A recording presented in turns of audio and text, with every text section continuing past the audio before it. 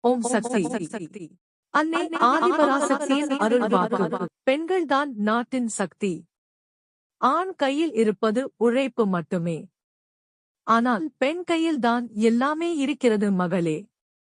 பெண்கள் குடும்பத்தை நல்ல முறையில் வழிநடத்த வேண்டும். குருவருளோடும் திருவருளோடும் வாழ கற்றுக்கொள். குரு வளர்த்த ஆன்மீகத்தை கற்றுக்கொள்.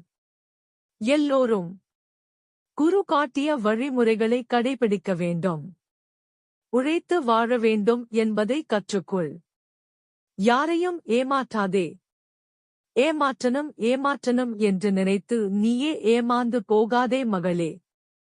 பிறரை ஏமாற்றாமல் சக்தி வழிபாட்டோடும் சத்தியத்தோடும் பொறுமையோடும் நடந்து கொள் மகளே. எந்த செயலை செய்தாலும் அம்மாவிடம் சொல்லி கேட்டு செய்ய வேண்டும். மற்றவர்களிடம் போட்டி பொறாமை கூடாது. தவறான வழியில் செல்லக்கூடாது. அப்படி தவறான வழியில் செல்ல புத்தி வந்தாலும் அம்மாவை நாடியே வரவேண்டும். ஆன்மீக வழியிலேயே செல்ல வேண்டும்.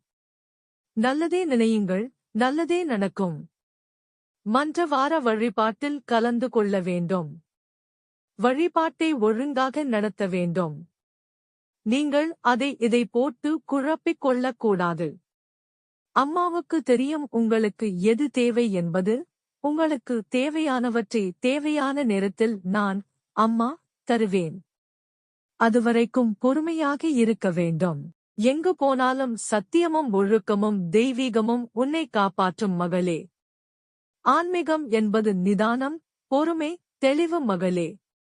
அவசரம் என்பது உனக்கு தேவை இல்லை மகளே. அவசரப்பட்டு தேவைக்கு என்று ஒதுக்கி அது உனக்கு அவதி என்று முடியும் மகளே. எங்கு இருந்தாலும் நான் உன்னை பார்த்துக் கொள்கிறேன் மகளே. தொண்டினை செய். அது வேண்டும் இது வேண்டும் என்று கேட்பதை நிறுத்திவிட்டு நிதானமாக இரு.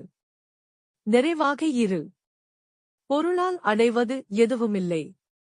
அருளை மட்டுமே வேண்டுமென்று கேள் மகளே.